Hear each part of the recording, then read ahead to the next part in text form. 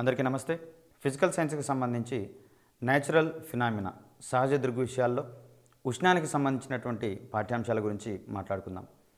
ఉష్ణము ప్రవహించేటటువంటి పద్ధతులు, ఉష్ణ ప్రసారం యొక్క ఫలితాలు, అదేవిధంగా ఉష్ణాన్ని మాపనం చేసేటటువంటి క్రమంలో మనకు అందుబాటులో ఉన్నటువంటి మాపనలు, వీటన్నిటికి సంబంధించినటువంటి అంశాలు, వీటిలలో కీలకంగా ఏ ఏరియా నుంచి అయితే ప్రశ్నలు రాబోతున్నాయో ఆ ఏరియాకు సంబంధించినటువంటి అంశాల గురించి క్షుణ్ణంగా పరిశీలిద్దాం. సో దీంట్లో ముందుగా ఉష్ణము అనేటటువంటి అంశాన్ని కనుక మనం చూసినట్లయితే, ఒక వస్తువులో ఉండేటటువంటి చల్లదనము లేదా వేడికి కారణమయ్యేటటువంటి దాన్ని మనం ఇక్కడ ఉష్ణంగా చెప్పుకుంటాం. వస్తువు కావచ్చు లేదా ప్రదేశం కావచ్చు, చల్లగా ఉందా లేదా వేడిగా ఉందా, ఈ రెండింటికి కారణమయ్యేటటువంటి రాశిని మనం ఇక్కడ ఉష్ణంగా పేర్కొంటాం. ఇక్కడ వేడి మరియు చల్లదనం అనేది సాపేక్షకాలుగా మనం ఇక్కడ పరిగణిస్తాము. ఒకదాన్ని విడిచి మరొకటి ఉండలేనటువంటి అంశంగా ఇక్కడ మనం చెప్తాం. సో ఒక వస్తువు వేడిగా ఉందా లేదా చల్లగా ఉందనేది తెలియాలంటే మరొక వస్తువుని సాపేక్షకంగా పోల్చినట్లయితే దానిలోని వేడిదనం కానివ్వండి, చల్లదనం కానివ్వండి కనిపించేటటువంటి క్రమాన్ని ఇక్కడ మనం చూస్తాం. ఈ క్రమంలో పదార్థంలోని మొత్తం ఉష్ణశక్తిని మనం ఇక్కడ ఉష్ణరాశిగా పేర్కొంటాం. ఈ ఉష్ణం ప్రధానంగా ఘర్షణ వలన జనించేటటువంటి ఒక భౌతిక రాశిగా మనం ఇక్కడ పేర్కొంటాం. వాస్తవానికి ఉష్ణం కూడా ఒక శక్తి స్వరూపంగా పేర్కొంటాం. ఇది తక్కువ ప్రాంతం నుంచి తక్కువ ప్రాంతానికి అధిక ప్రాంతం నుంచి ప్రవహించేటటువంటి ఒక భౌతిక రాశిగా మనం ఇక్కడ పేర్కొంటాం. ఉష్ణము అధికంగా ఉన్న ప్రాంతాల నుంచి తక్కువ ఉన్నటువంటి ప్రాంతాలకు ప్రవహిస్తుంది. ఈ క్రమంలో ఆ రెండు ప్రాంతాల మధ్య కానివ్వండి, ఆ రెండు వస్తువుల మధ్య కానివ్వండి, సమతాస్థితి వచ్చినంత వరకు ఉష్ణ ప్రసారం అనేది అధిక ఉష్ణం ఉన్నటువంటి పోగుబడినటువంటి వస్తువుల నుంచి తక్కువ ఉష్ణం పోగుబడినటువంటి వస్తువులకు ఇక్కడ వచ్చేటటువంటి అంశాన్నిగా మనం ఇక్కడ చూస్తాం. ఉష్ణము ప్రధానంగా కర్ర, బొగ్గు, వంట గ్యాస్, క్రొవ్వొత్తి ఇవి మండడం వల్ల జనించేటటువంటి ఒక అంశంగా మనం ఇక్కడ చూస్తాం. అదేవిధంగా సూర్యుడు కూడా ఉష్ణ కారకంగా లేదా ఉష్ణానికి సంబంధించినటువంటి వనరుగా పనిచేసే క్రమాన్ని కూడా మనం ఇక్కడ గమనించుకోవాలి. సో ఇంధనాలు మండడం వలన వెలుతురు, అదేవిధంగా ఉష్ణం కూడా జనించేటటువంటి క్రమాన్ని కూడా మనం ఇక్కడ గమనించుకోవాలి. ఇక్కడ ఉష్ణానికి సంబంధించినటువంటి ఫలితాలు కనుక మనం గమనించినట్లయితే, ఉష్ణము ఆధారంగా ఏ ఏ ఫలితాలు మనకు ఏర్పడుతున్నాయనే ఓరియంటేషన్లో మనకి ఇక్కడ ప్రశ్నలు వచ్చే అవకాశం ఉంది. ప్రధానంగా ఉష్ణాన్ని గ్రహించినట్లయితే పదార్థాలు వ్యాకోచించేటటువంటి క్రమాన్ని ఇక్కడ మనం గమనించవచ్చు. ఏదైనా ఒక పదార్థానికి ఉష్ణాన్ని అందజేసినట్లయితే ఆ పదార్థము ఆ ఉష్ణాన్ని గ్రహించుకొని తన యొక్క డైమెన్షన్స్ని పెంచుకునేటటువంటి క్రమాన్ని ఇక్కడ మనం గమనించవచ్చు. అనగా పొడవును కానివ్వండి, వెడల్పు కానివ్వండి, ఎత్తును కానివ్వండి, ఈ విధంగా తన యొక్క డైమెన్షన్స్లలో, పొడవులలో, వెడల్పు మరియు ఎత్తులలో మార్పులను చేపట్టేటటువంటి క్రమాన్ని మనం ఇక్కడ వ్యాకోచించేటటువంటి ధర్మంగా మనం ఇక్కడ మాట్లాడుకుంటాం. సో ఉష్ణానికి పదార్థాలు అనేవి వ్యాకోచిస్తాయి అనేటటువంటి అంశాన్ని ఇక్కడ మనం ఉష్ణ ఫలితంగా చెప్పుకోవచ్చు. అదేవిధంగా ఉష్ణం అనేది నీటిని ఆవిరిగా మార్చుతుంది అనేటటువంటి అంశాన్ని ఇక్కడ మనం పరిశీలించవచ్చు. సో ఇక్కడ ఈ నీటి ఆవిరి ద్వారా మనము అత్యంత బరువైనటువంటి రైలు ఇంజన్లను కూడా మనం నడిపే క్రమాన్ని ఇక్కడ మనం గమనించవచ్చు. ఒక ముఖ్యమైనటువంటి విషయం ఏమిటంటే, చల్లటి నీటి కంటే వేడి నీటికి ఉండేటటువంటి శక్తి అత్యధికంగా ఉంటుంది. అదేవిధంగా వేడి నీటి కంటే నీటి ఆవిరికి అధిక శక్తి ఉంటుంది. కాబట్టి ఈ నీటి ఆవిరి ద్వారా రైలు ఇంజన్ను కూడా నడిపి ఇక్కడ సాధారణ ప్రజలకు రవాణా సౌకర్యాలు కల్పించినటువంటి క్రమాన్ని కూడా మనం ఇక్కడ చూడవచ్చు. సో ఇక్కడ ఉష్ణానికి పదార్థాలు వ్యాకోచిస్తాయి మరియు ఉష్ణము నీటిని ఆవిరిగా మార్చుతుంది. ఈ నీటి ఆవిరిగా మారినటువంటి నీటితోటి మనం అనేక మానవ ప్రయోజనాలను నెరవేర్చుకోవచ్చు అనే అంశాన్ని ఇక్కడ మనం గమనించాలి. అదేవిధంగా ఉష్ణము గ్రహించడం వలన గాలి వేడెక్కి తేలిక అవుతుంది. ఇక్కడ ప్రధాన కారణంగా గాలి వేడెక్కిన క్రమంలో దాని యొక్క ఘనపరిమాణం వ్యాకోచిస్తుంది అనేటటువంటి అంశాన్ని ఇక్కడ మనం గమనించినాం. ఘనపరిమాణం పెరిగితే ఆటోమేటిక్గా సాంద్రత తగ్గుతుంది. కాబట్టి తక్కువ సాంద్రత ఉన్నటువంటి గాలి తేలికై పైకి పోయేటటువంటి క్రమాన్ని ఇక్కడ మనం గమనించవచ్చు. సో ఈ విధంగా కారణము మరియు అంశాలకు సంబంధించినటువంటి మరియు ఫలితాలకు సంబంధించినటువంటి అంశాలుగా మనం ఇక్కడ ఉష్ణానికి సంబంధించినటువంటి పాఠ్యాంశాల నుంచి మనం ఇక్కడ నేర్చుకోవాల్సి ఉంది. అదేవిధంగా వేడి గాలి మిగిలిన గాలి కంటే చాలా తేలికగా ఉంటుంది. దీనికి ప్రధాన కారణంగా వేడి గాలి యొక్క ఘనపరిమాణం ఎక్కువగా ఉంటుంది, ఎందుకంటే అది వ్యాకోచిస్తుంది. కాబట్టి చల్లటి గాలి అనేది వేడిగాలి అంత వ్యాకోచం పొంది ఉండదు, దాని యొక్క ఘనపరిమాణం అనేది పొంది ఉండదు. కాబట్టి వేడిగాలి అనేది మిగిలిన గాలి కంటే తేలికగా ఉంటుంది. దీనికి ప్రధాన కారణంగా గాలి వేడెక్కినటువంటి క్రమంలో దాని యొక్క ఘనపరిమాణం అనేది పెరుగుతూ ఉంటుంది. ఘనపరిమాణం పెరిగితే సాంద్రత అనేది తగ్గుతుంది. కాబట్టి ఇక్కడ చల్లటి గాలికి ఘనపరిమాణం తక్కువగా ఉంటుంది వేడిగాలితో పోలిస్తే, కాబట్టి దానికి సాంద్రత ఎక్కువగా ఉంటుంది. చల్లగాలికి వేడిగాలికి సాంద్రత తక్కువగా ఉంటుంది కాబట్టి తక్కువ సాంద్రత ఉన్నటువంటి వేడిగాలి తేలికై పైకి పోయేటటువంటి క్రమాన్ని ఇక్కడ మనం గమనించవచ్చు. సో ఈ క్రమంలోనే ఇళ్లలో ఉండేటటువంటి ఈ వెంటిలేటర్ల ద్వారా మనం పీల్చే గాలి తర్వాత విడిచేటటువంటి గాలిలో ఉండేటటువంటి ఈ వేడి వలన అది తేలికయ్యి వెంటిలేటర్ల ద్వారా బయటకు పోయేటటువంటి క్రమాన్ని మనం ఇక్కడ గమనించవచ్చు. సో వెంటిలేటర్లు ప్రధానంగా పనిచేసేటటువంటి సూత్రంగా ఇక్కడ అది వేడి గాలిని రూమ్లలో నుంచి బయటకు వెళ్ళగొట్టేటటువంటి ఒక పరికరంగా లేదా ఒక అమరికగా మనం ఇక్కడ గమనించుకోవచ్చు. అదేవిధంగా పాలు తాగేటువంటి ద్రవ పదార్థాలను వేడి చేసినటువంటి క్రమంలో అందులో ఉండేటటువంటి సూక్ష్మజీవులు నశిస్తాయి. ఒకవేళ సూక్ష్మజీవులు కనుక నశించినట్లయితే అవి మనకు పలు రోగాలను సంక్రమింపచేస్తాయి. కాబట్టి పాలు మరియు తాగేటటువంటి నీటిని కనుక మనం ఇక్కడ వేడి చేసినట్లయితే అందులో ఉండేటటువంటి సూక్ష్మజీవులు నశించిపోయి మనకు ఎటువంటి అనారోగ్యాల బారిన పడకుండా మనం జాగ్రత్తగా ఉంటాం. అందుకనే ఇక్కడ వర్షాకాలం వంటి సీజనల్ వ్యాధులు ప్రబలేటటువంటి క్రమంలో, అదేవిధంగా చలికాలంలో కూడా నీటిని కాస్త వేడి చేసి దాన్ని తాగమని చెప్పేసేటటువంటి క్రమాన్ని ఇక్కడ మనం గమనించవచ్చు. అదేవిధంగా కోడి గుడ్లను పొదగడంలో కూడా తగినంత ఉష్ణాన్ని చేకూర్చి అక్కడ గుడ్డి నుండి పిల్ల ఉత్పత్తి చేసేటటువంటి క్రమాన్ని కూడా మనం ఇక్కడ గమనించవచ్చు. దీన్ని ఇంక్యుబేటర్స్ అనేటటువంటి అంశంగా మనం ఇక్కడ చూస్తాం. ఇంక్యుబేటర్లలో కోడి గుడ్లను అమర్చి దానికి అవసరమైనటువంటి టెంపరేచర్ని అక్కడ కల్పించినట్లయితే ఆ గుడ్లు అనేవి ఆటోమేటిక్గా పొదిగి దాని నుంచి కోడి పిల్లలు బయటకు వచ్చేటటువంటి క్రమాన్ని కూడా మనం ఇక్కడ గమనించవచ్చు. సో ఇది కూడా ఉష్ణం యొక్క ఫలితంగా మనం ఇక్కడ చూస్తాం. అదేవిధంగా ఉష్ణోగ్రతలు వేరువేరు అంశాలుగా మనం ఇక్కడ చేపడతాం. ప్రధానంగా సాధారణంగా జనాల మొత్తం కూడా ఉష్ణోగ్రతలు అనేవి రెండు కూడా ఒకే రకమైనటువంటి అంశాలుగా భావిస్తారు. కానీ ఇక్కడ ఉష్ణం అనేది కారణమైతే ఉష్ణోగ్రత అనేది ఫలితంగా మనం ఇక్కడ చెప్పుకుంటాము. సో క్రింది వానిలో ఉష్ణము కారణమైతే దానికి ఫలితమైనది ఏది అనే ఓరియంటేషన్ ఇక్కడ మనం క్వశ్చన్ తీసుకోవచ్చు. సో ఉష్ణం అనేది కారణమైతే అక్కడ ఫలితం అనేది ఉష్ణోగ్రతగా మనం ఇక్కడ చెప్పుకుంటాం. ఇక్కడ ఉష్ణ రాశిని కొలిచేటటువంటి క్రమంలో ఉష్ణ రాశినేమో కెలోరీలలో కొలుస్తాము. అదేవిధంగా ఉష్ణోగ్రతను డిగ్రీ సెంటిగ్రేడ్ లేదా డిగ్రీ ఫారెన్హీట్లలో కొలిచేటటువంటి ఒక అంశంగా మనం ఇక్కడ చెప్పుకుంటాం. రెండింటికి ప్రమాణాలు కూడా వేర్వేరుగా ఉండేటటువంటి అంశాన్ని ఇక్కడ మనం గమనించాలి. ఉష్ణ రాశిని కెలోరీలలో కొలుస్తున్నాము, ఉష్ణోగ్రతను డిగ్రీ సెంటిగ్రేడ్ లేదా డిగ్రీ ఫారెన్హీట్లలో కొలిచేటటువంటి క్రమాన్ని ఇక్కడ మనం గమనించాలి. కొవ్వొత్తి గాలిలో మండినట్లయితే ఆ కొవ్వొత్తిలో ఉండేటటువంటి మైనము ఆవిరయ్యి ఆ ఆవిరి కాస్త ఉష్ణశక్తిగా మారేటటువంటి క్రమాన్ని మనం ఇక్కడ చూస్తాం. కాబట్టి కొవ్వొత్తి మండేటటువంటి ప్రక్రియలో భాగంగా ఇక్కడ రసాయనిక శక్తి అనేది ఉష్ణశక్తిగా మారుతుంది అనేటటువంటి క్రమాన్ని ఇక్కడ మనం గమనించాలి. అదేవిధంగా విద్యుత్ బల్బుకు సంబంధించినటువంటి అంశాలు కనుక మనం చూసినట్లయితే విద్యుత్ బల్బులో ఫిలమెంట్ అనేది అత్యధిక నిరోధకతను కలిగి ఉంటుంది. సో ఈ అత్యధిక నిరోధకత కారణంగా దాని గుండా ప్రవహించేటటువంటి ఎలక్ట్రాన్ల యొక్క ప్రవాహాన్ని అది నిరోధిస్తుంది. కాబట్టి ఈ నిరోధించబడినటువంటి ఎలక్ట్రాన్ల యొక్క ప్రవాహం కాస్త మనకు అక్కడ కాంతి శక్తిగా మరియు ఉష్ణశక్తిగా మారేటటువంటి క్రమాన్ని ఇక్కడ మనం గమనిస్తాం. కాబట్టి విద్యుత్ బల్బ్ అనేది విద్యుత్ శక్తిని కాంతి మరియు ఉష్ణశక్తులుగా మార్చేటటువంటి ఒక పరికరంగా మనం ఇక్కడ భావించవచ్చు.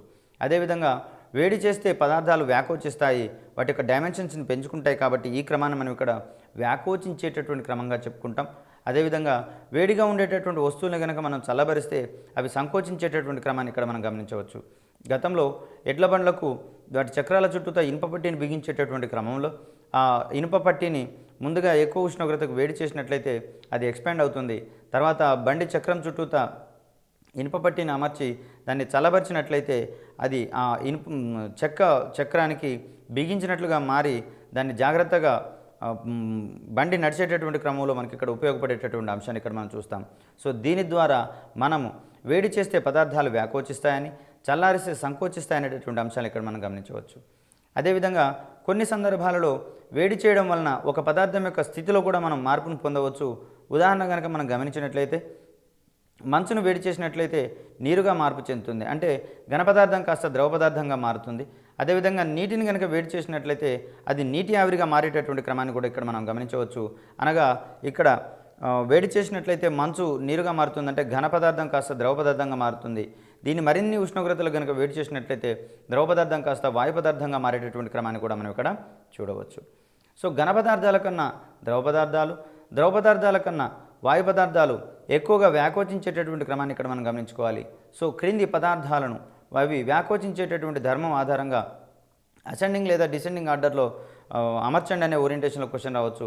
ఘన పదార్థాల కన్నా ద్రవ పదార్థాలు ఎక్కువగా వ్యాకోచిస్తాయని, ద్రవ పదార్థాల కన్నా వాయు పదార్థాలు ఎక్కువగా వ్యాకోచిస్తాయి కాబట్టి ఇక్కడ తక్కువ వ్యాకోచత్వం నుంచి ఎక్కువ వ్యాకోచత్వానికి వెళ్లాల్సి వస్తే ఘన పదార్థాలు, తదుపరి ద్రవ పదార్థాలు, ఆ తదుపరి వాయు పదార్థాలను ఇక్కడ మనం ఒక ఆర్డర్లో మెన్షన్ చేయాల్సి వస్తుంది. సో ఇక్కడ ఘన పదార్థాల కన్నా ద్రవ పదార్థాలు అధికంగా వ్యాకోచం చెందుతాయి, ద్రవ పదార్థాల కన్నా వాయు పదార్థాలు ఎక్కువగా వ్యాకోచించేటటువంటి క్రమాన్ని ఇక్కడ మనం చూడవచ్చు. ఘన, ద్రవ మరియు వాయు పదార్థాలు మూడు కూడా ఉష్ణాన్ని గ్రహించి వ్యాకోచిస్తాయి కాబట్టి ఈ వ్యాకోచత్వంలో భాగంగా ఘన పదార్థాల కన్నా ద్రవ పదార్థాలు ఎక్కువగా, అదేవిధంగా ద్రవ పదార్థాల కన్నా వాయు పదార్థాలు మరింత ఎక్కువగా వ్యాకోచించేటటువంటి ధర్మాన్ని ఇక్కడ మనం చూడవచ్చు.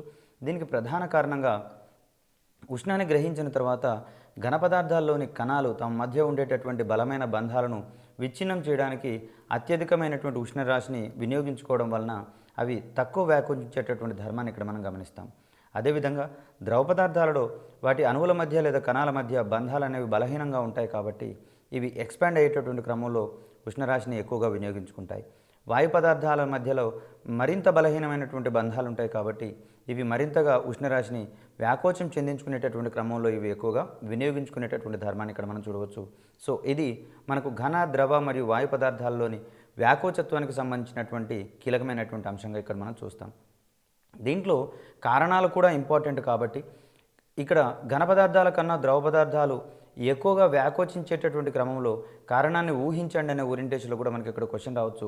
సో దీనికి సమాధానంగా ఘన పదార్థాలలో బలమైనటువంటి బంధాలు ఉంటాయి కాబట్టి ఎక్కువ ఉష్ణరాశి ఆ బంధాలను బలహీనం చేసేటటువంటి క్రమంలో లేదా విచ్ఛిన్నం చేసే క్రమంలో ఉపయోగపడుతుంది కాబట్టి ఘన పదార్థాలు అనేవి ద్రవ పదార్థాల కన్నా తక్కువగా వ్యాకోచించే ధర్మాన్ని ఇక్కడ కలిగి ఉంటాయి.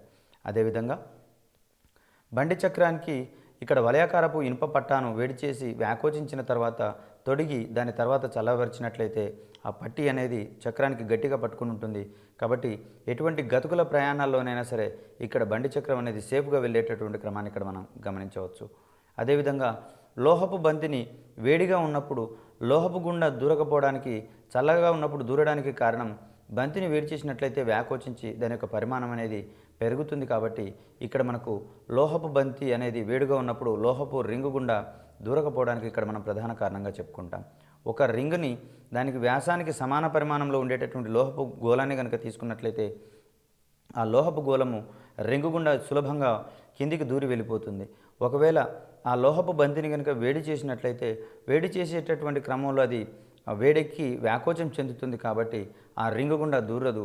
దీనికి ప్రధాన కారణంగా లోహపు బంతి అనేది ఉష్ణరాశిని గ్రహించి వ్యాకోచం చెందడం అనేటటువంటి క్రమాన్ని ఇక్కడ మనం చూస్తాం. సో ఈ క్రమంలోనే అక్కడ బంతి వేడెక్కి వ్యాకోచం చెందినట్లయితే దాని యొక్క పరిమాణం కూడా పెరుగుతుంది, అంటే వ్యాసం కూడా పెరుగుతుంది. కాబట్టి వ్యాసం పెరగడం వలన రింగు యొక్క వ్యాసం కంటే బంతి యొక్క వ్యాసం అధికంగా ఉండడం వలన అది రింగు నుండి దూరని క్రమాన్ని మనం ఇక్కడ చూస్తాం. అదేవిధంగా సీసా మూతలు గట్టిగా బిగుసుకొని రానటువంటి సందర్భాలలో సీసా మూతను కొద్దిగా వేడి చేసినట్లయితే మూత వ్యాకోచించి చాలా సులభంగా వచ్చేటటువంటి క్రమాన్ని ఇక్కడ మనం గమనించవచ్చు. ఒకవేళ దీన్ని డైరెక్ట్గా వేడి చేయడానికి ఇబ్బంది అయ్యేటటువంటి క్రమంలో కనీసం దాన్ని వేడి నీటిలో ముంచినా కూడా ఆ వేడి నీళ్ళల్లో ఉండేటటువంటి ఉష్ణరాశిని ఈ మూత గ్రహించుకొని వ్యాకోచం చెంది సీసా నుంచి ఈజీగా వదులుకొని వచ్చేటటువంటి క్రమాన్ని ఇక్కడ మనం గమనించవచ్చు. అయితే ఈ సందర్భంలో పదార్థాలు వేడి చేస్తే వ్యాకోచిస్తున్నాయని చెప్పేసి అంటున్నాం, కానీ అన్ని పదార్థాలు సమాన ఉష్ణోగ్రతల వద్ద ఒకే రకమైనటువంటి వ్యాకోచత్వాన్ని కలిగి ఉంటాయనే అంశం మనకు చాలా గందరగోళానికి దారితీసేటటువంటి పరిస్థితిగా చెప్పుకోవచ్చు. దీనికి సమాధానంగా వేర్వేరు లోహాలు లేదా వేర్వేరు పదార్థాలు వ్యాకోచం వేర్వేరుగా ఉంటుందనేటటువంటి అంశాన్ని ఇక్కడ మనం గమనించాలి. ఒకవేళ ఉష్ణరాశి సమానమైనా కూడా అది గ్రహించినటువంటి పదార్థాలు వేర్వేరు స్థాయిలో వాటి యొక్క వ్యాకోచత్వాన్ని పొంది ఉండేటటువంటి క్రమాన్ని ఇక్కడ మనం గమనించాలి. సో దీన్ని వేర్వేరు లోహాలు వాటి యొక్క వ్యాకోచం వేర్వేరుగా ఉంటుందనే అంశంగా మనం ఇక్కడ గుర్తుంచుకోవాలి. అదేవిధంగా వేడి వస్తువుల నుంచి చల్లని వస్తువుకి ఉష్ణ ప్రసారం జరిగేటటువంటి క్రమాన్ని మనం ఇక్కడ గమనించినాం. ఇక్కడ ఏవైనా రెండు వస్తువులు ఒకదానికొకటి స్పృశిస్తూ ఉండేటటువంటి క్రమంలో వేడి అనేది వేడి వస్తువు నుంచి చల్లని వస్తువుకి పాకుతుంది. ఈ విధంగా పాకేటటువంటి క్రమంలో రెండు వస్తువుల యొక్క ఉష్ణోగ్రత సమానమయ్యేటటువంటి క్రమం వరకు కూడా ఈ ఉష్ణ ప్రసారం జరుగుతుంది. అనగా ఆ రెండు వస్తువులు ఒకదానికొకటి ఉష్ణ సమతాస్థితిని పొందేంత వరకు ఇక్కడ ఉష్ణ ప్రసారం జరిగేటటువంటి క్రమాన్ని ఇక్కడ మనం గమనించవచ్చు. దీంట్లో ఉష్ణ ప్రసారం అనేది ప్రధానంగా మూడు విధాలుగా జరిగేటటువంటి క్రమాన్ని ఇక్కడ మనం చూస్తాం. ఒకటి ఉష్ణ వహనము, రెండు ఉష్ణ సంవహనము, మూడు ఉష్ణ వికిరణం అనేటటువంటి ప్రక్రియలుగా ఇక్కడ మనం చూస్తాం. ఉష్ణ వహనం అంటే థర్మల్ కండక్షన్ అనేటటువంటి ప్రాసెస్గా చెప్పుకుంటాం. ఉష్ణ సంవహనము థర్మల్ కన్వెన్షన్గా చెప్పుకుంటాము. అదేవిధంగా రేడియేషన్ అనేటటువంటి ప్రక్రియ ద్వారా ఉష్ణ వికిరణం అనేటటువంటి రూపాన్ని ఇక్కడ మనం చూస్తాం. అయితే ఉష్ణ వహనము మరియు ఉష్ణ సంవహనము రెండూ కూడా యానకము ఉన్నటువంటి పరిస్థితులలోనే ఇవి ఇక్కడ పనిచేసేటటువంటి ప్రక్రియలుగా చూస్తాం. అదే ఉష్ణ వికిరణము యానకం లేనటువంటి పరిస్థితులలో కూడా శూన్యం నుంచి భూమి వైపుగా ప్రయాణించేటటువంటి క్రమాన్ని ఇక్కడ మనం చూస్తాం. ఉష్ణ వాహనము మరియు ఉష్ణ సంవహనాలు ఇక్కడ కావాలంటే అవి రెండు కూడా ఒకదానికొకటి తాకుతూ ఉండాలి లేదా స్పర్శిస్తూ ఉండాలి. కేవలం స్పృశించుకున్నప్పుడు మాత్రమే ఉష్ణ వాహనము మరియు ఉష్ణ సంవహనాలు సాధ్యం అవుతాయనేటటువంటి అంశాన్ని ఇక్కడ మనం గుర్తుంచుకోవాలి. వస్తువుల మధ్య ఎటువంటి భౌతిక స్పర్శ లేకపోయినను ఆ రెండు వస్తువుల మధ్య ఉష్ణ ప్రసారం జరిగేటటువంటి ప్రక్రియను మనం ఇక్కడ ఉష్ణ వికిరణానికి సంబంధించిన ప్రక్రియగా చూస్తాం. ఉష్ణ వాహనాన్ని మనం ఇంకా మరింత క్షుణ్ణంగా కనుక నేర్చుకోవాల్సి వస్తే దీన్ని కండక్షన్ ఆఫ్ హీట్ అంటాము లేదా థర్మల్ కండక్షన్ అనేటటువంటి ప్రక్రియగా చూస్తాం. ఉష్ణ వాహనం అనేదాన్ని చూస్తే వస్తువులోని అణువులు కదలకుండా ఉష్ణము ఒక చోటు నుంచి మరొక చోటికి ప్రవహించేటటువంటి పద్ధతిని ఇక్కడ మనం ఉష్ణ వహనంగా చెప్పుకుంటాం. ఉష్ణ వహన ప్రక్రియలో అణువుల యొక్క కదలిక ఏ విధంగా ఉంటుంది అనేటటువంటి ఓరియంటేషన్లో ప్రశ్న కనుక వస్తే దీనికి సమాధానంగా అవి ఎక్కడికి మారవు అని, వాటిలో మార్పు ఉండదని, వాటిలో కదలికలు ఉండవు అనేటటువంటి అంశాన్ని ఇక్కడ మనం గుర్తుంచుకొని సమాధానంగా రాసుకోవాల్సి వస్తుంది. అంటే వస్తువులోని అణువులు ఎట్టి పరిస్థితులలోనూ తమ యొక్క యథాస్థానం నుంచి కదలకుండా ఉష్ణము ఒక కణం మరొక కణానికి అందజేస్తూ, ఆ కణం మరొక కణానికి అందజేస్తూ ఈ విధంగా ఒక ప్రాంతం నుంచి మరొక ప్రాంతానికి పోయేటటువంటి ఈ ప్రక్రియని మనం ఇక్కడ ఉష్ణ వహనానికి సంబంధించినటువంటి ప్రక్రియగా మనం ఇక్కడ చెప్పుకుంటాం. సో ఉష్ణ వహనం జరిగేటటువంటి క్రమంలో మనకు అత్యంత సానుకూలమైనటువంటి రెండు పరిస్థితులు ఉండి తీరాల్సి ఉంది. అది వేడి వస్తువు చల్లని వస్తువుతో ఒకదానితో ఒకటి తాకుతూ ఉండాలి, అనగా రెండింటి మధ్య భౌతిక స్పర్శ ఉండాలనేటటువంటి ఓరియంటేషన్ ఇక్కడ మనం గమనించుకోవాలి. అదేవిధంగా ఆ రెండు వస్తువులు కూడా సమతా స్థితిలో ఉండరాదు, లేదా అవి రెండు కూడా 0 డిగ్రీల సెంటీగ్రేడ్ దగ్గర ఉండరాదు. రెండు వస్తువుల్లో ఖచ్చితమైనటువంటి ఉష్ణోగ్రత తేడాలు ఇక్కడ కనబడాలి. సో ఈ కండిషన్స్లలో మాత్రమే మనం ఇక్కడ ఉష్ణ వహనం జరిగేటటువంటి పరిస్థితిని మనం ఇక్కడ గమనించాలి. అదేవిధంగా ఇనుప కడ్డీని ఒక కొన మంటలో ఉంచి మరొక కొనను ముట్టుకున్నట్లయితే కాసేపటికి అది ఉష్ణ వాహన ప్రక్రియ ద్వారా అక్కడ మంట ఉన్నటువంటి పరిస్థితుల నుంచి గ్రహించినటువంటి ఉష్ణాన్ని ఆ ఇనుప కడ్డీ అనేది తన చివరికి ఉష్ణం వైపుకు లేదా మంట వైపుకు లేనటువంటి ప్రాంతాన్ని కూడా తీసుకొని పోయేటటువంటి క్రమాన్ని ఇక్కడ మనం గమనిస్తాం. దీనికి ప్రధాన కారణంగా మనం ఇక్కడ ఉష్ణ వాహనానికి సంబంధించినటువంటి ప్రక్రియగా మనం చూస్తాం. ఇనుప కడ్డీ యొక్క కొనను మంటలో ఉంచినటువంటి క్రమంలో రెండవ కొన కూడా వేరెక్కడానికి దానిలో ఇమిడి ఉన్నటువంటి ఉష్ణ ప్రసార పద్ధతి ఏది అనే ఓరియంటేషన్లో మనకి ఇక్కడ ప్రశ్న పడే అవకాశం ఉంది. అదేవిధంగా రెండు వస్తువుల మధ్య భౌతిక స్పర్శ లేని క్రమంలో కూడా ఆ రెండు వస్తువుల మధ్య ఉష్ణ ప్రసారం జరిగేటటువంటి పరిస్థితికి దారితీసేటటువంటి ఉష్ణ ప్రసార ప్రక్రియ ఏది అనే ఓరియంటేషన్లో క్వశ్చన్ రావచ్చు. అదేవిధంగా క్రింది ఏ పద్ధతుల్లో రెండు వస్తువులు కనుక భౌతిక స్పర్శలో ఉన్నటువంటి పరిస్థితులలో క్రింది ఏ పద్ధతిలో ఉష్ణ ప్రసారం జరుగుతుందనే ఓరియంటేషన్లో కూడా మనకి ఇక్కడ క్వశ్చన్ వచ్చేటటువంటి అవకాశం ఉంది. సో ఇనుప కడ్డీ ఒక కొనను మంటలో ఉంచి వాహనం వల్ల అక్కడ ఉష్ణ ప్రసారం జరిగేటటువంటి ప్రక్రియను మనం ఇక్కడ గమనిస్తున్నాం. ఇక్కడ ఉష్ణం ఒక కొన నుంచి మరొక కొనకు వచ్చేటటువంటి క్రమంలో రెండవ కొనను కనుక చేతితో పట్టుకుని ఉంచినట్లయితే ఇనుప కడ్డీ గుండా వాహన ప్రక్రియ ద్వారా ఉష్ణ ప్రసారం జరిగి చేతి వేళ్ళ వరకు అది కాస్త వేడిని గ్రహించి కాలేటటువంటి పరిస్థితి వరకు ఇక్కడ మనకు వచ్చే క్రమాన్ని ఇక్కడ మనం చూస్తాం. అదేవిధంగా రాగి, అల్యూమినియం, ఇనుము ఇక్కడ వీటిలలో ఉష్ణ ప్రసారాన్ని కనుక మనం ఇక్కడ గమనించినట్లయితే ఇక్కడ రాగి అనేది ఉత్తమ ఉష్ణవాహకంగా పనిచేస్తుంది కాబట్టి ఇక్కడ రాగిలో ఎక్కువగా ఉంటుంది, తర్వాత అల్యూమినియంలో తక్కువగా ఉంటుంది, ఇనుములో మరింత తక్కువగా ఉండేటటువంటి పరిస్థితిని ఇక్కడ మనం గమనించవచ్చు. సో ఉష్ణ వ్యాకోచము ఆధారంగా లేదా ఉష్ణ ప్రసారము ఆధారంగా ఇక్కడ పదార్థాల యొక్క వరుస క్రమాన్ని కనుక మనం ఇక్కడ గమనించినట్లయితే రాగి అత్యధికంగా ఉష్ణ ప్రసారం జరుగుతుంది, అల్యూమినియం అతి తక్కువగా ఉష్ణ ప్రసారం జరుగుతుంది, ఇనుములో ఇంకా తక్కువగా ఉష్ణ ప్రసారం జరుగుతుంది. కాబట్టి ఆరోహణ క్రమంలో కనుక రాసినట్లయితే ఇనుము, అల్యూమినియం మరియు రాగికి సంబంధించినటువంటి ఆన్సర్లుగా చెప్పుకుంటాం. అవరోహణ క్రమంలో కనుక చెప్పుకుంటే అధికంగా ఉష్ణ ప్రసారం జరిగేటటువంటి రాగి నుంచి మొదలుపెట్టుకొని అల్యూమినియం మరియు ఇనుముల వరకు ఈ లిస్టును మనం ఇక్కడ చెప్పుకోవాల్సి వస్తుంది. ఇక్కడ ఉష్ణాన్ని ప్రసారం చేసేటటువంటి పద్ధతుల ఆధారంగా ఉష్ణము ఒక వస్తువు గుండా ప్రవహింపజేసినట్లయితే దాని అక్కడ ఉష్ణ వాహకము అనేటటువంటి అంశంగా మనం ఇక్కడ చూస్తాం. ఉష్ణాన్ని తమ గుండా ప్రసరింపజేసేటటువంటి పదార్థాలు మనం ఇక్కడ ఉష్ణ వాహకాలుగా చెప్పుకుంటాం. సో ఈ క్రమంలో వెండి అనేది అత్యుత్తమైనటువంటి ఉష్ణ వాహకంగా మనం ఇక్కడ చెప్పుకుంటున్నాం. వెండి తర్వాత రాగి అత్యంత ఉత్తమమైనటువంటి ఉష్ణ వాహకంగా ఇక్కడ చెప్పుకుంటున్నాం. అయితే వెండి యొక్క కాస్ట్ ఎక్కువగా ఉంటుంది కాబట్టి అత్యధికమైనటువంటి పరికరాల్లో రాగి తీగలను వాడేటటువంటి క్రమాన్ని ఇక్కడ మనం గమనించవచ్చు. దీని తర్వాత అల్యూమినియం మరియు ఇనుము మొదలైనవి ఈ ఉష్ణాన్ని తమ గుండా ప్రసరింపజేసేటటువంటి ఉత్తమ ఉష్ణ వాహకాలుగా మనం ఇక్కడ పరిగణిస్తాం. అదేవిధంగా ఉష్ణ అవాహకాలకు సంబంధించినటువంటి అంశాలు కనుక మనం పరిశీలించినట్లయితే ఏ పదార్థాలైతే తమ గుండా ఉష్ణాన్ని ప్రసరింపచేయవో వాటిని ఉష్ణవాహకాలు లేదా అధమ ఉష్ణవాహకాలు అని చెప్పేసి అని పిలుస్తాం. కొయ్య, తోలు, ఆస్బెస్టాస్, కాగితము, గాజు, మట్టి, గాలి, గడ్డి మొదలైనటువంటి ఈ పదార్థాలన్నింటినీ కూడా మనం ఇక్కడ అధమ ఉష్ణ వాహకాలుగా పరిగణించేటటువంటి పరిస్థితిని ఇక్కడ మనం గమనించవచ్చు. ఇక్కడ ఉష్ణ వాహనానికి సంబంధించినటువంటి పద్ధతులు కనుక మనం పరిశీలించినట్లయితే ఉష్ణ వాహనం అనేది ఘనపదార్థాలలో అత్యధికంగా జరిగేటటువంటి ప్రక్రియగా మనం ఇక్కడ చూస్తాం.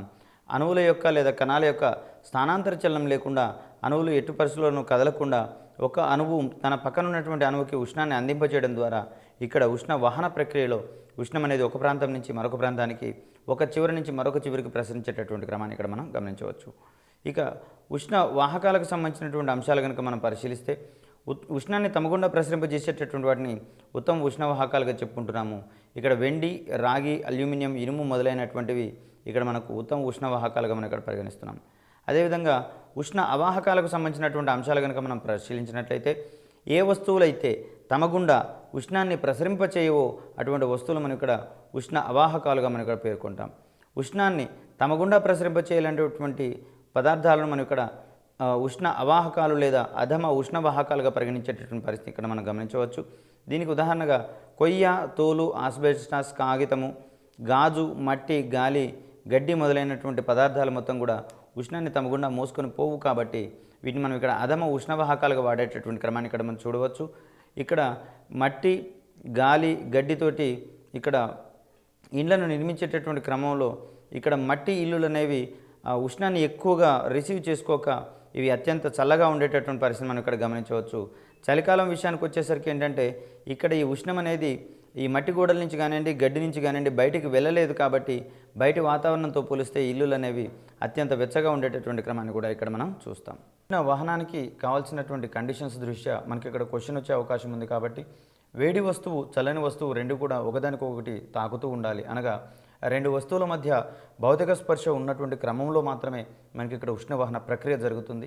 అదేవిధంగా రెండు వస్తువుల యొక్క ఉష్ణోగ్రతల్లో ప్రత్యేకమైనటువంటి తేడా ఉండేటటువంటి క్రమంలోనే ఇక్కడ ఉష్ణోగ్రత అనేది లేదా ఉష్ణం అనేది ఒక వస్తువు నుంచి మరొక వస్తువుకి పాకేటటువంటి క్రమాన్ని ఇక్కడ మనం గమనించాలి. సో దీనికి సంబంధించి ఉష్ణ వాహకాలు మరియు ఉష్ణ అవాహకాలకు సంబంధించినటువంటి అంశాలను మనం ఇక్కడ చూస్తాం. అదేవిధంగా ప్రధానంగా ఉష్ణ వాహనం అనేది ఘనపదార్థాల్లో అత్యధికంగా జరిగేటటువంటి ఉష్ణ ప్రసార పద్ధతిగా మనం ఇక్కడ చూస్తున్నాం. మరొక రకమైనటువంటి ఉష్ణ ప్రసార పద్ధతిని కనుక మనం ఇక్కడ గమనించినట్లయితే ఉష్ణ సంవహనానికి సంబంధించినటువంటి అంశంగా ఇక్కడ మనం చూస్తాం. దీన్ని మనం హీట్ కన్వెక్షన్ లేకపోతే కన్వెక్షన్ ఆఫ్ హీట్గా మనం ఇక్కడ చెప్పుకుంటాం. సో ఉష్ణ వాహనానికి ఉష్ణ సంవహనానికి ప్రధానమైనటువంటి వేరియేషన్ ఏంటంటే ఉష్ణ వాహనం అనేది ఘన పదార్థాలలో జరుగుతుంది, ఉష్ణ సంవహనం అనేది ప్రవాహులలో జరుగుతుందనే అంశాలను ఇక్కడ మనం గుర్తుంచుకోవాలి.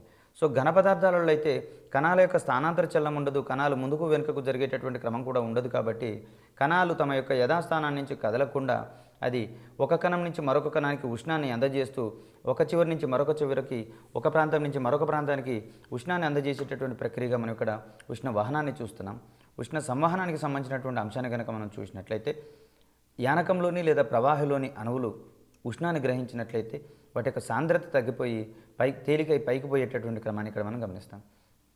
ఈ పైకి పోయిన తర్వాత ఆ ప్రాంతంలోనికి సమీపంలో ఉన్నటువంటి చల్లని అణువులు కిందికి వచ్చి ఉష్ణం ఇక్కడ ఒక చోటు నుంచి మరొక చోటికి ప్రసరింపజేసేటటువంటి పద్ధతిని మనం ఇక్కడ ఉష్ణ సంవహనంగా చెప్పుకున్నాం. ఉష్ణ సంవహనంలో ఇక్కడ ద్రవ పదార్థాల్లోని లేదా ప్రవాహుల్లోని అణువులు ఉష్ణాన్ని గ్రహించినటువంటి క్రమంలో అవి వ్యాకోచం చెందడం వల్ల వాటి యొక్క సాంద్రత అనేది తగ్గుతుందని చెప్పుకున్నాం. సో ఈ సాంద్రత తగ్గినటువంటి క్రమంలో అవి తేలికై పైకి పోయి అక్కడ ఈ అణువులు పైకి వెళ్ళినటువంటి క్రమంలో వాటి యొక్క స్థానంలోకి పక్కనే ఉండేటటువంటి చల్లని అణువులు వస్తాయి. సో అవి కూడా ఉష్ణాన్ని గ్రహించి మళ్ళీ పైకి పోతాయి. సో ఈ విధంగా రెపిటేటివ్ టైమ్స్ జరిగేటటువంటి క్రమంలో అక్కడ ద్రవ పదార్థం మొత్తం కూడా ఉష్ణాన్ని గ్రహించేటటువంటి ప్రక్రియ లోనవుతుంది. దీన్ని మనం ఇక్కడ కన్వెక్షన్ ఆఫ్ హీట్గా మనం ఇక్కడ చెప్తున్నాం, ఉష్ణ సంవహన ప్రక్రియగా మనం ఇక్కడ చెప్తున్నాం. ఉష్ణ వాహనానికి ఉష్ణ సంవహనానికి ప్రధానంగా ఉష్ణ వాహనంలో అయితే కణాల యొక్క కదలిక ఉండదు, ఉష్ణ సంవహనంలో అయితే కణాలు స్థానాంతర చలనాన్ని పొందేటటువంటి క్రమాన్ని ఇక్కడ మనం గమనించవచ్చు. సో ఉష్ణ సంవహనానికి కారణం ప్రవాహిలో వివిధ భాగాలలో సాంద్రతలో ఉండేటటువంటి ప్రధానమైనటువంటి తేడాలు మనం ఇక్కడ గమనించుకోవాలి. సో ఈ ప్రవాహిలలో వేర్వేరు ప్రాంతాలలో సాంద్రతల్లో తేడా ఉంటుంది. దీనికి ప్రధాన కారణం ఉష్ణాన్ని గ్రహించినప్పుడు వాటి యొక్క వ్యాకోచం వలన సాంద్రతలో తేడా వస్తుంది. నీటిని వేడి చేయడం వలన వ్యాకోచం చెంది నీటి సాంద్రత తగ్గేటటువంటి క్రమాన్ని ఇక్కడ మనం గమనిస్తాం. సో ఇది కూడా కన్వెక్షన్కి సంబంధించినటువంటి పదార్థంగా మనం ఇక్కడ చెప్పుకుంటాం. ద్రవ వాయు పదార్థాలలో జరుగుతుందని చెప్పుకుంటున్నాం. సాధారణంగా ద్రవ మరియు వాయు పదార్థాలు అనేవి అధమ ఉష్ణ వాహకాలుగా ప్రవర్తిస్తాయి. అనగా వీటిల్లో ఘన పదార్థాలంతా ఎక్కువగా ఇక్కడ ఉష్ణ ప్రసారం అనేది జరగని పరిస్థితిని మనం ఇక్కడ గమనించవచ్చు. ఇక్కడ ద్రవాలలో గనక మనం కంపేర్ చేసినట్లయితే ద్రవాలలో పాదరసం అనేది అత్యుత్తమైనటువంటి ఉష్ణ వాహకంగా ఇక్కడ పరిగణిస్తాం. ఉష్ణ వహనము మరియు ఉష్ణ సంవహన పద్ధతులలో రెండిటిలోనూ ఉష్ణ ప్రసారం జరగాలంటే ఖచ్చితంగా యానకం ఉండి తీరాలి. సో ఈ యానకం ఆధారంగానే ఉష్ణ వహనం మరియు ఉష్ణ సంవహనం వంటి ప్రక్రియలో ఉష్ణం అనేది ఒక ప్రాంతం నుంచి మరొక ప్రాంతానికి లేదా ఒక వస్తువు నుంచి మరొక వస్తువుకి ప్రసరించేటటువంటి క్రమాన్ని ఇక్కడ మనం గమనిస్తాం. ఇక్కడ వేడిగా ఉండేటటువంటి టీలో ముంచినటువంటి స్పూన్ ఇక్కడ వేడెక్కడానికి గల ప్రధానమైనటువంటి కారణంగా ఇక్కడ టీలో ఉండేటటువంటి వేడిని లేదా ఉష్ణాన్ని చెంచా స్పృశిస్తుంది కాబట్టి చెంచా ఉష్ణాన్ని గ్రహించి వేడెక్కే క్రమాన్ని ఇక్కడ మనం గమనించవచ్చు. సో ఈ సందర్భంలో వేడెక్కినటువంటి టీలోని ముంచినటువంటి స్పూన్ వేడెక్కే క్రమంలో ఉష్ణ వహనం అనేది ఇక్కడ ప్రధానమైనటువంటి దృగ్విషయంగా ఇక్కడ కనపడుతుంది. ఒకవేళ ఇక్కడ పాలను కానీ నీటిని కానీ కాగబెట్టేటటువంటి క్రమంలో అక్కడ స్పూన్ని కనుక ఉంచినట్లయితే అది రెండు రకాలైనటువంటి దృగ్విషయాల ఆధారంగా వేడెక్కేటటువంటి క్రమాన్ని ఇక్కడ మనం చూస్తాం. సో మొదట నీరు కానీ లేదా టీ కానీ లేదా పాలు కానీ వేడెక్కాలి. దీనికి మనం ఉష్ణ సంవహనం ఆధారంగా వేడెక్కుతుంది. తర్వాత స్పూన్ వేడెక్కేటటువంటి క్రమంలో వహన ప్రక్రియ ఏర్పడుతుంది. కాబట్టి ఈ రెండు పద్ధతుల ద్వారా మనకి ఇక్కడ ఉష్ణం ప్రసారం అనేది జరిగేటటువంటి క్రమాన్ని ఇక్కడ మనం గమనించవచ్చు. సో ఉష్ణ వహనము మరియు ఉష్ణ సంవహన ప్రక్రియల్లో ఉష్ణ ప్రసారం జరగాలంటే యానకము ఉండి తీరాలి.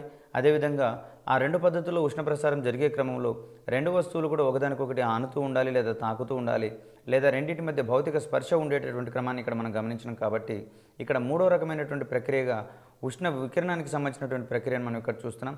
సో ఈ ఉష్ణ వికిరణ ప్రక్రియలో ఏ రెండు వస్తువుల మధ్యనైనా సరే యానకము అవసరం లేదు. అదేవిధంగా ఆ రెండు వస్తువులు కూడా ఒకదానికొకటి స్పృశించుకుంటూ ఉండాల్సిన అవసరం లేదు. అంటే వస్తువుల మధ్య భౌతిక స్పర్శ లేకపోయినా కూడా ఉష్ణ ప్రసారం జరిగేటటువంటి అద్భుతమైనటువంటి ప్రక్రియగా మనం ఇక్కడ ఉష్ణ వికిరణానికి సంబంధించినటువంటి అంశాలను చూస్తాం.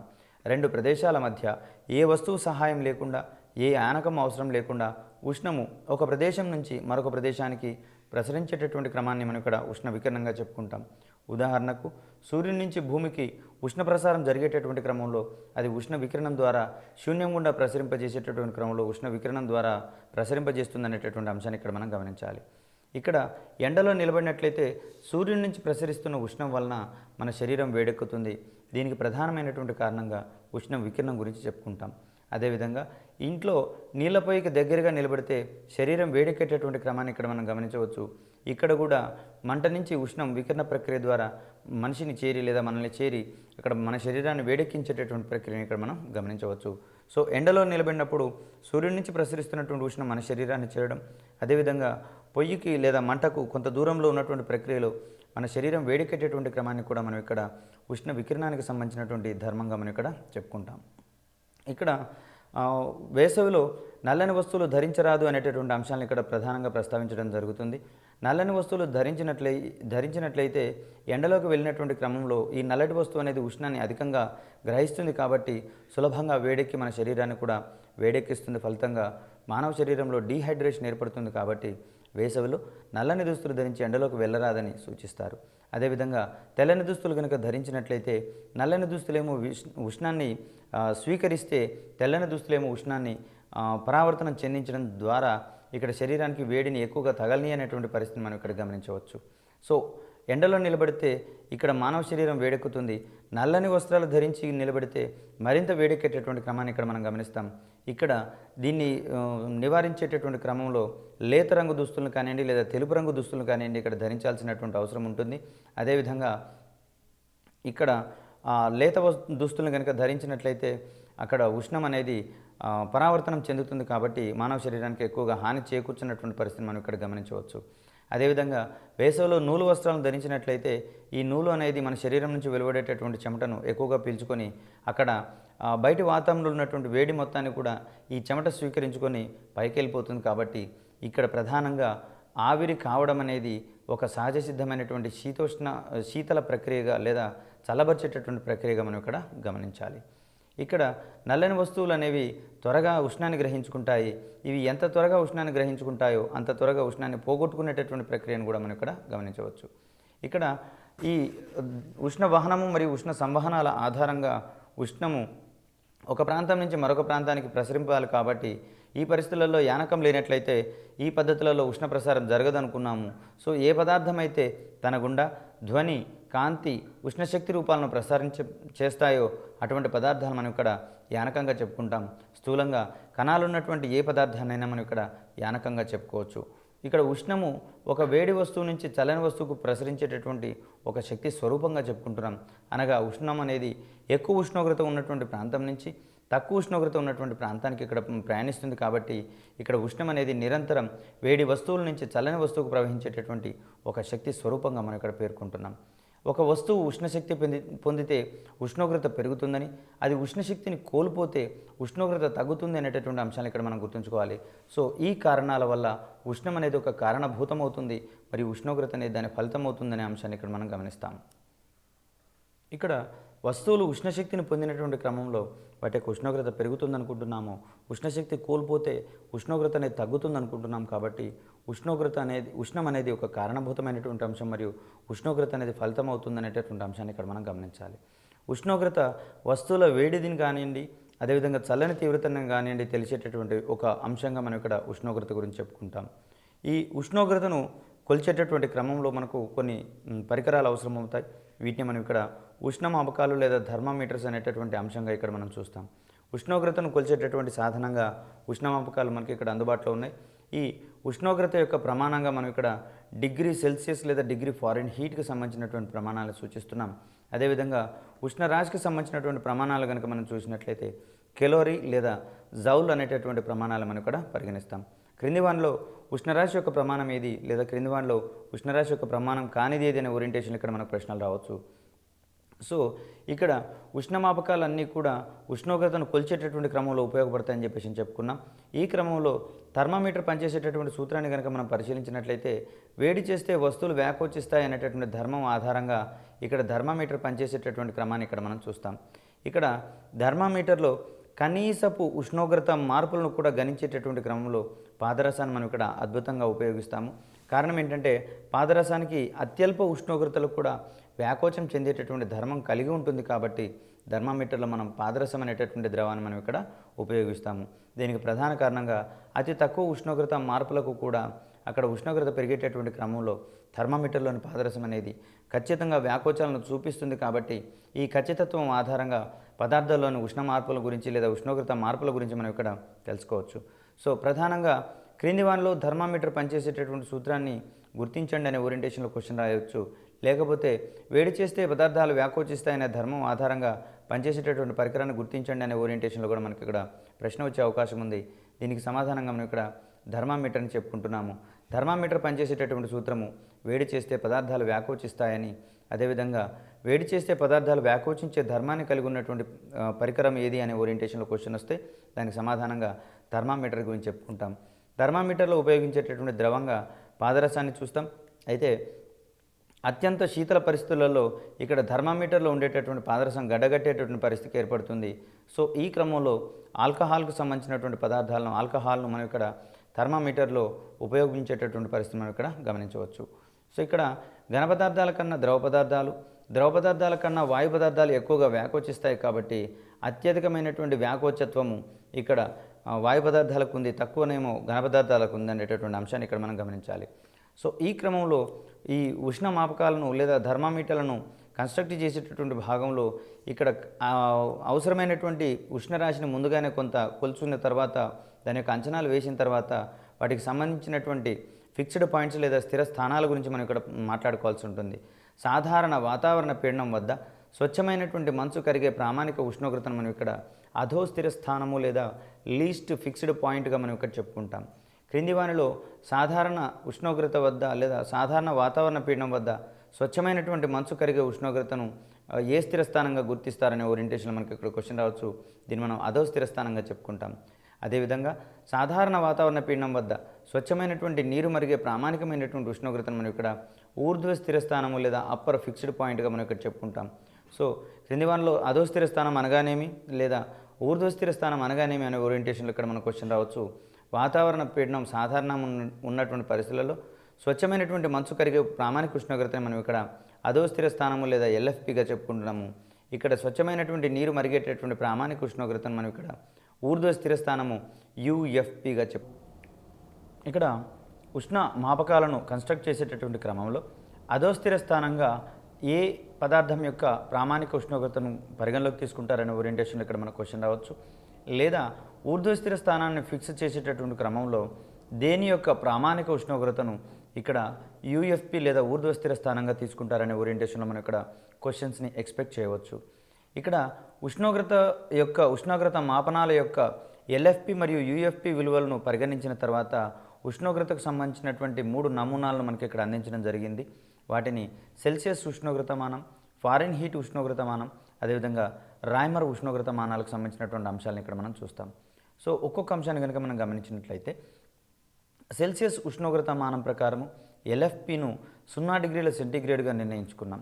అదేవిధంగా యుఎఫ్పిను 100 డిగ్రీల సెంటీగ్రేడ్గా నిర్ణయించుకున్నాం. ఈ ఎల్ఎఫ్పి మరియు యుఎఫ్పిల మధ్య ఉండేటటువంటి దూరాన్ని 100 సమభాగాలుగా చేసి ఒక్కొక్క భాగాన్ని 1 డిగ్రీ సెంటీగ్రేడ్కి మనం ఇక్కడ పరిగణిస్తాం. సో 1 డిగ్రీ నుంచి 2 డిగ్రీల సెంటీగ్రేడ్ కనుక ఉష్ణోగ్రత పెరిగినట్లయితే అక్కడ 1 డిగ్రీ సెంటీగ్రేడ్ ఉష్ణోగ్రత మార్పిడి జరిగింది లేదా గ్రహింపు జరిగింది అనేటటువంటి అంశాన్ని ఇక్కడ మనం గుర్తుంచుకోవాలి. అంటే ఏదైనా పదార్థము 1 డిగ్రీ సెంటీగ్రేడ్ ఉష్ణోగ్రత పెరిగింది అంటే దానికి సంబంధించినటువంటి ఉష్ణము దానికి బదిలీ జరిగిందని, ఆ పదార్థం ఉష్ణాన్ని గ్రహించి వేడెక్కడం వలన దాని యొక్క ఉష్ణోగ్రత పెరిగింది అనేటటువంటి అంశాన్ని ఇక్కడ మనం గుర్తుంచుకోవాలి. ఈ క్రమంలో సెల్సియస్ ఉష్ణోగ్రత మానం ప్రకారము ఎల్ఎఫ్పి విలువను 0 డిగ్రీల సెంటీగ్రేడ్గా నిర్ణయించడం జరిగింది. అనగా ఇక్కడ ప్రామాణికంగా సాధారణ వాతావరణ పీడనం వద్ద స్వచ్ఛమైనటువంటి మంచు కరిగేటటువంటి ప్రామాణిక ఉష్ణోగ్రతను మనం ఇక్కడ 0 డిగ్రీల సెంటీగ్రేడ్గా తీసుకుంటున్నాం. అదేవిధంగా సెల్సియస్ ఉష్ణమాపకంలో ఇక్కడ యుఎఫ్పిగా 100 డిగ్రీల సెంటీగ్రేడ్ని ఇక్కడ నిర్ణయించడం జరిగింది. అనగా సాధారణ వాతావరణ పీడనం వద్ద స్వచ్ఛమైనటువంటి నీరు మరిగేటటువంటి ప్రామాణిక ఉష్ణోగ్రతను మనం ఇక్కడ యుఎఫ్పిగా పరిగణిస్తున్నాం. కాబట్టి ఈ సందర్భంలో ఆ ప్రామాణిక ఉష్ణోగ్రత 100 డిగ్రీల సెంటీగ్రేడ్గా మనం ఇక్కడ చెప్పుకుంటున్నాం. సో సెల్సియస్ ఉష్ణోగ్రత మానంలో ఎల్ఎఫ్పి మరియు యుఎఫ్పిల మధ్య ఎన్ని సమవిభాగాలు చేశారనే ఓరియంటేషన్ ఇక్కడ క్వశ్చన్ రావచ్చు. లేదా ఇక్కడ ఉన్నటువంటి సెల్సియస్ ఉష్ణోగ్రత మాపనం యొక్క ధర్మాల ఆధారంగా క్రింది వానిలో సత్యమైనది ఏది లేదా అసత్యమైనది ఏది అనే ఓరియంటేషన్లో కూడా మనం ఇక్కడ క్వశ్చన్ ఎక్స్పెక్ట్ చేయవచ్చు. సో ప్రధానంగా ఉష్ణోగ్రత మానాలు సెల్సియస్ ఉష్ణోగ్రత మానం, ఫారెన్హీట్ ఉష్ణోగ్రత మానం, రాయ్మర్ ఉష్ణోగ్రత మానాలు వ్యవస్థితం కాగా సెల్సియస్ ఉష్ణోగ్రత మానంలో ఎల్ఎఫ్పి మరియు యుఎఫ్పిల మధ్య 100 సమవిభాగాలు చేసి ఒక్కొక్క విభాగాన్ని మనం ఇక్కడ 1 డిగ్రీ సెంటీగ్రేడ్గా ప్రకటించిన సంగతి మనం ఇక్కడ గమనించాలి. అదేవిధంగా మరో రకమైనటువంటి ఫారెన్హీట్ ఉష్ణోగ్రత మానాన్ని కనుక మనం పరిగణలోకి తీసుకున్నట్లయితే దీంట్లో స్వచ్ఛమైనటువంటి నీరు గడ్డకట్టేటటువంటి ఉష్ణోగ్రతను ఇక్కడ ఎల్ఎఫ్పిగా తీసుకున్నాము. దీని యొక్క విలువను 32 డిగ్రీల సెంటీగ్రేడ్గా ఇక్కడ నమోదు చేయడం జరిగింది. అదేవిధంగా అధోస్థిర స్థానాన్ని ఇక్కడ స్వచ్ఛమైనటువంటి నీరు మరిగేటటువంటి ఉష్ణోగ్రతను 212 డిగ్రీల ఫారెన్హీట్గా నిర్ణయించడం జరిగింది. సో ఇక్కడ అధోస్థిర స్థానం 212 డిగ్రీల ఫారెన్హీట్, ఇక్కడ కనిష్ట ఊర్ధ్వ స్థిర స్థానము లేదా అధోస్థిర స్థానము ఐ రిపీట్ ఫారెన్హీట్ ఉష్ణోగ్రత మానం ప్రకారము ఎల్ఎఫ్పి విలువను 32 డిగ్రీల సెంటీగ్రేడ్ గాను, అదేవిధంగా యుఎఫ్పిను 212 డిగ్రీల ఫారెన్హీట్గా నిర్ణయించారు. అనగా నీటి యొక్క ఘనీభవించేటటువంటి ఉష్ణోగ్రతను మనం ఇక్కడ సెల్సియస్ ఉష్ణోగ్రత మానంలో 0 డిగ్రీల సెంటీగ్రేడ్గా పరిగణిస్తే ఇక్కడ 32 డిగ్రీస్ ఫారెన్హీట్గా గమనించినటువంటి అంశాన్ని ఇక్కడ మనం గమనించాలి. సో ఇది 32 డిగ్రీ ఫారెన్హీట్గా నిర్ణయించాము. యుఎఫ్పిని అనగా స్వచ్ఛమైనటువంటి నీరు మరిగేటటువంటి ఉష్ణోగ్రతను ఇక్కడ 212 డిగ్రీల ఫారెన్హీట్గా నిర్ణయించారు. ఈ క్రమంలో ఎల్ఎఫ్పి మరియు యుఎఫ్పిల మధ్య ఉండేటటువంటి దూరాన్ని 180 సమవిభాగాలుగా చేసినటువంటి క్రమాన్ని గమనించాలి. సెల్సియస్ మానంలో అయితేనేమో ఎల్ఎఫ్పి మరియు యుఎఫ్పిల మధ్య ఉండేటటువంటి విలువలను ఇక్కడ 100 సమభాగాలుగా చేస్తే ఫారెన్హీట్ ఉష్ణోగ్రత మానంలో ఎల్ఎఫ్పి మరియు యుఎఫ్పిల మధ్య ఉండేటటువంటి దూరాన్ని 180 సమవిభాగాలుగా చేశారు. సో ఈ క్రమంలో ఒక్కొక్క భాగాన్ని 1 డిగ్రీ ఫారిన్ హీట్గా ఇక్కడ నిర్ణయించడం జరిగింది. సో ఈ క్రమాన్ని మనం ఇక్కడ క్రింది వారిలో సత్యమైనది ఏది లేదా అసత్యమైనది ఏది అనే ఓరియంటేషన్లో మనం ఇక్కడ క్వశ్చన్స్ని ఎక్స్పెక్ట్ చేయవచ్చు. ఇక్కడ థర్మామీటర్లో అధోస్థిర స్థానాన్ని గుర్తించడానికి వాడేటటువంటి సాధనంగా మంచు తొట్టిని ఇక్కడ పరిగణిస్తాము.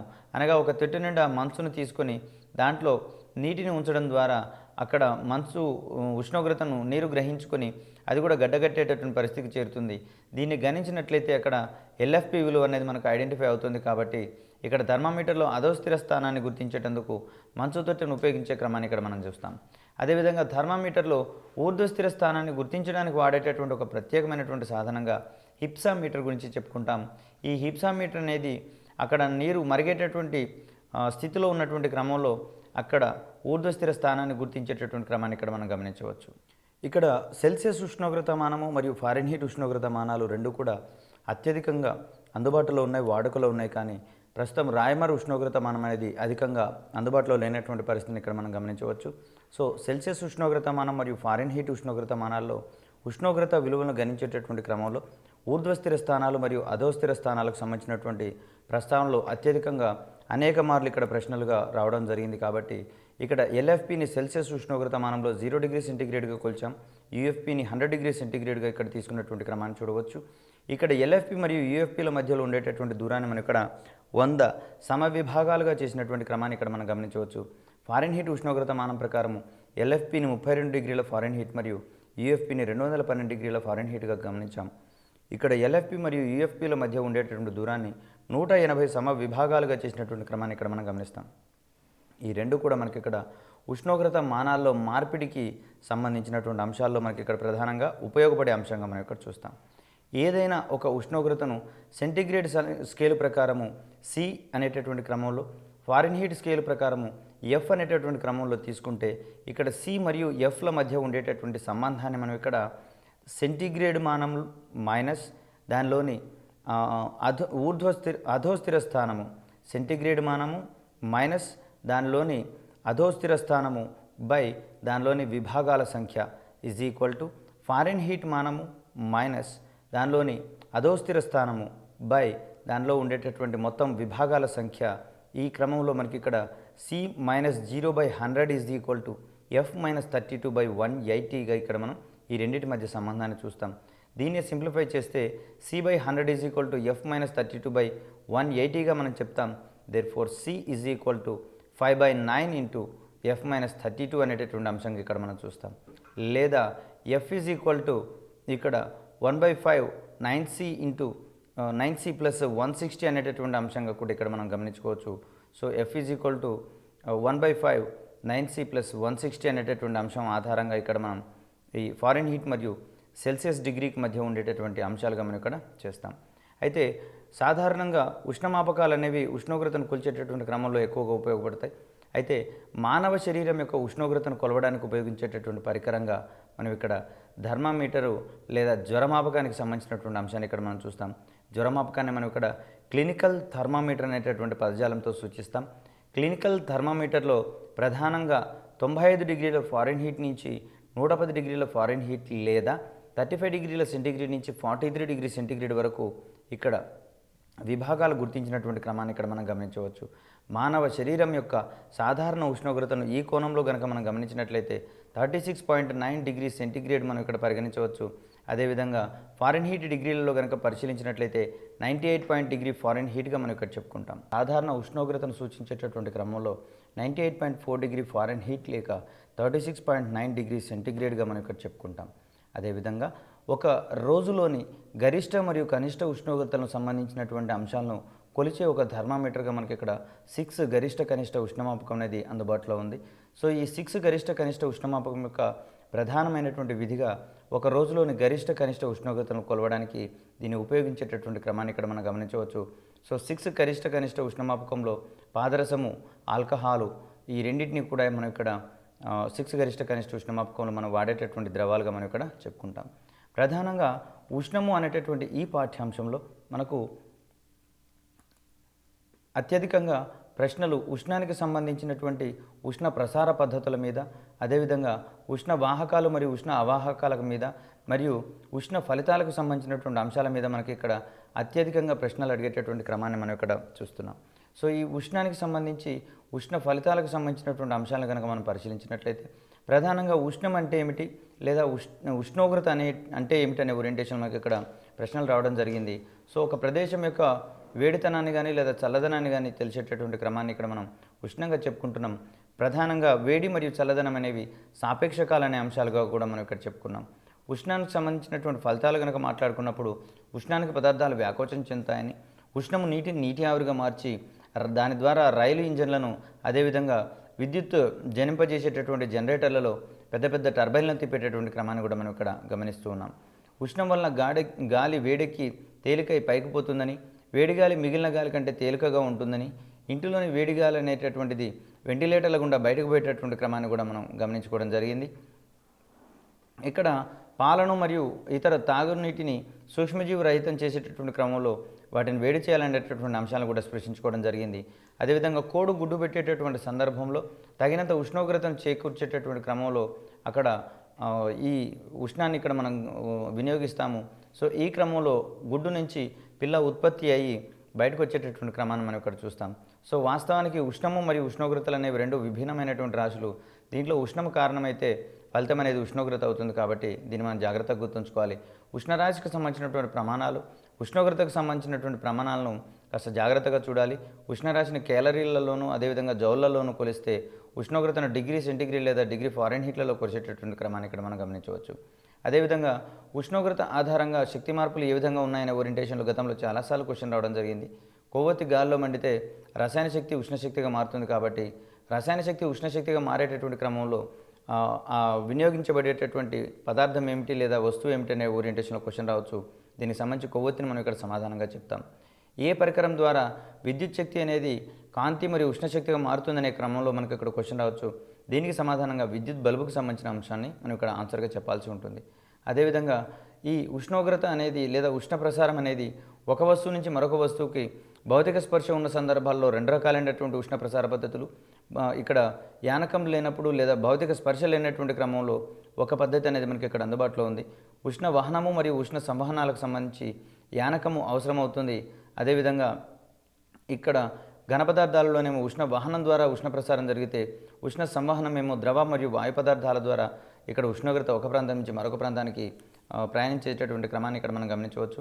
పదార్థాల మధ్య లేదా వస్తువుల మధ్య ఎటువంటి భౌతిక స్పర్శ లేకపోయినా, యానకం లేకపోయినా కూడా ఉష్ణ ప్రసారం జరిగేటటువంటి పద్ధతిని మనం ఇక్కడ ఉష్ణ వికిరణంగా చెప్పుకుంటాం.